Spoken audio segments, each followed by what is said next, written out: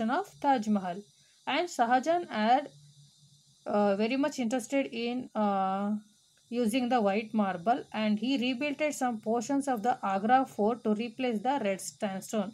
So in order to shortage of the red sandstone, he replaced the red sandstone. Instead of red sandstone which were used to build the Agra fort, he replaced it with the some portion of the Agra fort with the which one marble, white marble.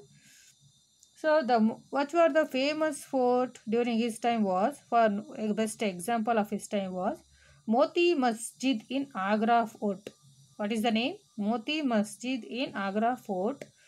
A fort which is the one of the first example of marble architecture of Mughal Empire.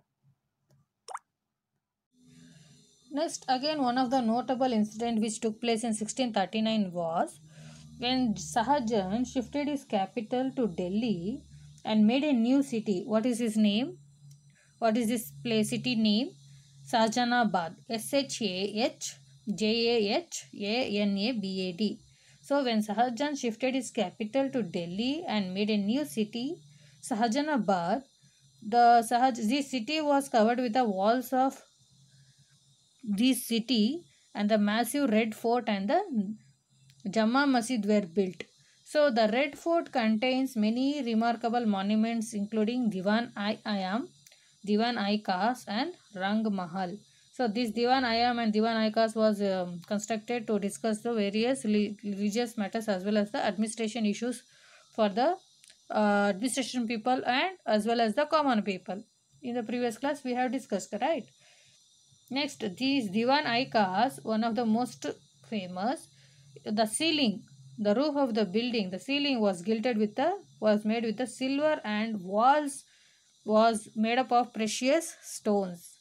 And Diwan-i-Ayam was famous because the peacock throne of Shahjahan, a golden throne, a peacock throne of Shahjahan's, a golden throne, which was supported by how many pillars? 12 emerald pillars, each pillar having two gem-studded peacock.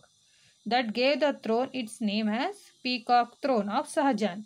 But this was taken away by the Nadir Shah of Persia when he invaded Delhi in 1739. So, the Shahjahan, during the Shahjahan time, like Red Fort, Taj Mahal, Jama Masjid, apart from these three architectural structures, we can see other structures which highlights the architectural styles of Mughal period was Jahangir Mausoleum and a part of Lahore Fort, Moti Masjid located in Pakistan. So all these forts, palaces, tombs also can be seen, and which highlights the architectural interest of the Mughal rulers.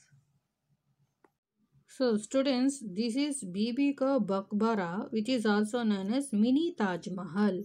What do we call? Mini Taj Mahal, which was constructed during the Aurangzeb period. So now we'll move on to the palaces or the forts or the architecture style which was introduced during the Aurangzeb ruler, one of the Mughal ruler, right?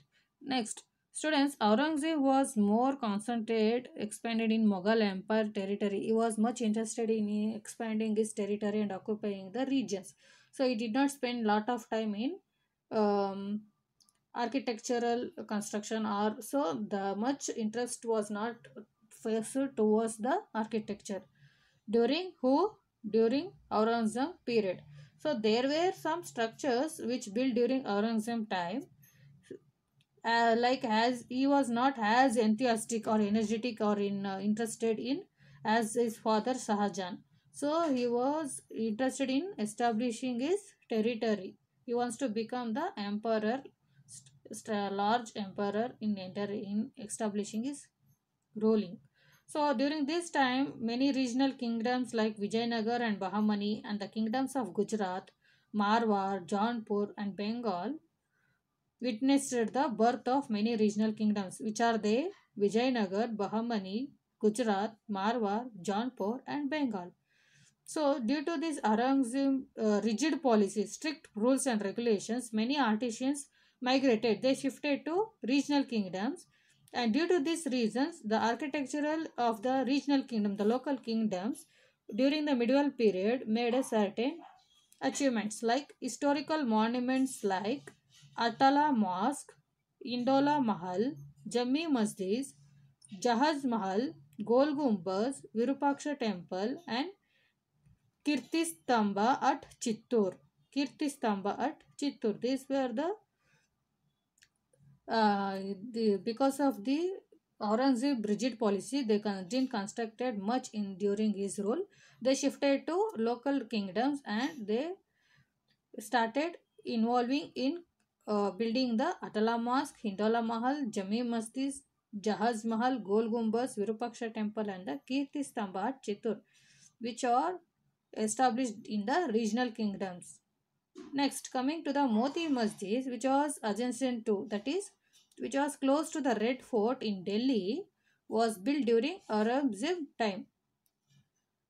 So, he also built Badshahi Mosque at Lahore. So, what are the structure or the buildings were constructed during Aurangzeb period means. So, one is Moti Masjid, which was adjacent to the Red Fort in Delhi. First one. Next is Badshahi Mosque at Lahore. So, when we consider Aurangzeb interest, the main architectural structure that was built during his rule was Bibika Bakbara at Aurangabad. I repeat, Bibika Bakbara at Aurangabad. And it was less impressive because it was looked like an imitation of a Taj Mahal. So the Bibika Bakra was the tomb of his queen Rabia ud Durrani. Rabia ud Durrani. It was a tomb which representing his wife Rabia ud Durrani, and it was named as called it as Bibika Bakbara. So students, generally what we studied in this chapter till now was during different time periods, that is different medieval, in the medieval period, during Delhi Sultanates, Mughals and Indo-Islamic architecture, how the architecture styles was being constructed.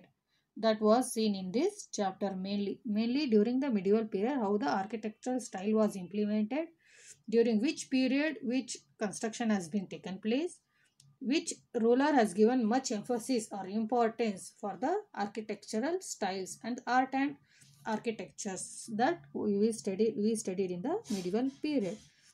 So students, thank you. Please go through the video clearly once again, and we will discuss much about this in the live session. Thank you.